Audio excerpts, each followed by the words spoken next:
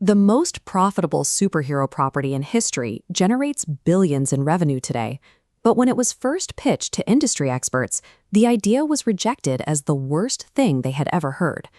In the early 1960s, comic book heroes followed a rigid standard. They were flawless, godlike adults with noble powers designed to inspire traditional heroism.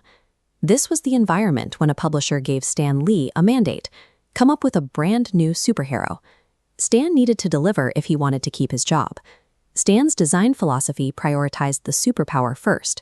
He believed that the primary ability was the most important element, as it dictated every other part of the character's identity.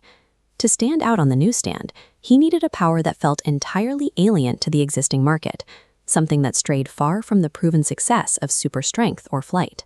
The simple pressure of maintaining his job security pushed him to abandon safe conventions and move into risky, uncharted creative territory.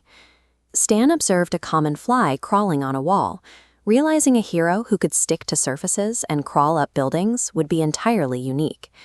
After considering names like Mosquito Man or Fly Man, he settled on Spider-Man, a title that carried a dramatic weight. He then broke the industry's most established rule by making the hero a teenager. At the time, adolescents were strictly reserved for sidekick roles. He added a second deviation by giving the character mundane, real-world personal problems. This removed the barrier of a flawless savior, grounding the hero in the reader's reality. Armed with a wall-crawling teenager who struggled with everyday life, he went to his publisher's office to pitch the concept. Stan believed he had struck gold, unaware that he had engineered a character that failed every standard metric of publishing success used at the time. The publisher's response was a highly intellectual and logical teardown of the entire concept. First, the phobia factor. Since people find spiders disgusting, it was a marketing disaster. Next, the demographic hierarchy.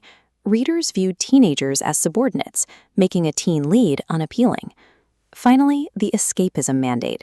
A hero with personal problems defeated the comic's core utility of escaping reality. The publisher applied conventional business logic to an idea that required an unconventional creative leap. Despite the rejection, Stan maintained an instinctual belief in the character that overrode the publisher's logic.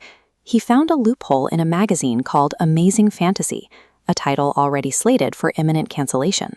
Editorial oversight often vanishes on the final issue of a dying magazine because the financial loss is already guaranteed. Stan placed Spider-Man in this final issue purely to get the concept out of his system, bypassing institutional approval entirely.